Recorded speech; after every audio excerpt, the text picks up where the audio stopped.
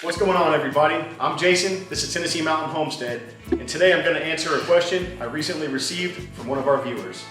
The question I received is from another YouTuber by the name of Giovanni Giorgio.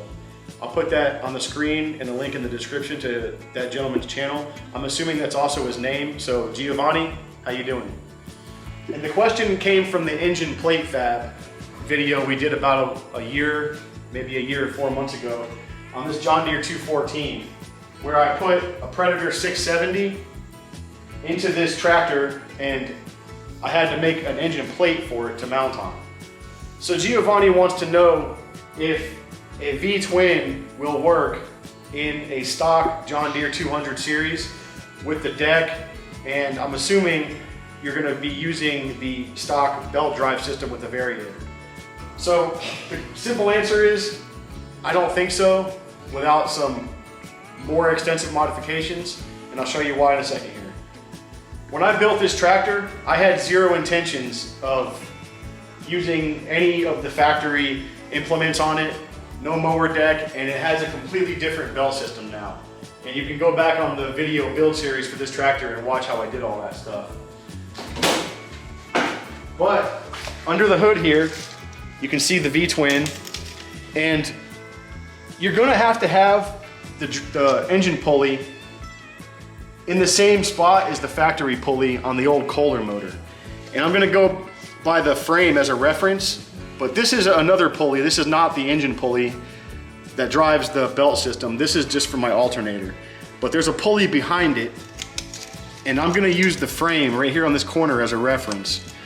So from the center of that pulley, you're looking at about 2 3/4 from the center of the pulley back here that drives the belt to the center of this frame right here. Now let's go over to a stock John Deere 200 series.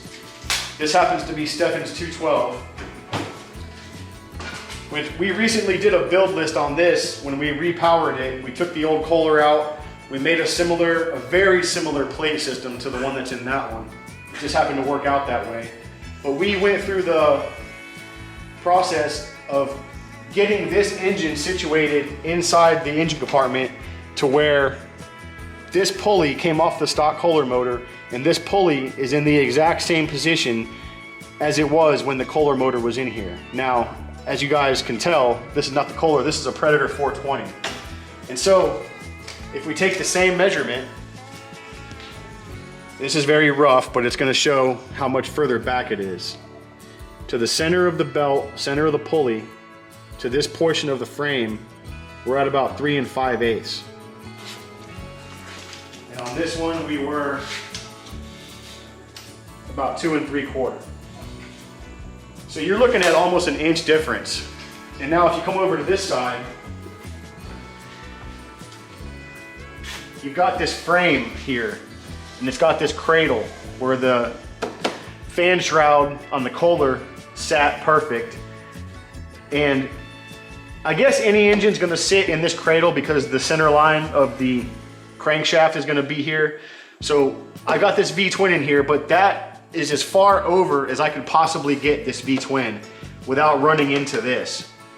So if you were to cut this out of the way and then reinforce it more, because what you're trying to do is get the engine over an inch further in order for that pulley to be in the same spot. As you can see on the 420 over here, you might want to walk around with Stephen is. The 420 has all kinds of room in here. You can see I can fit my fingers in between it. The 420 could even go over further. It doesn't have to because it's in the right spot.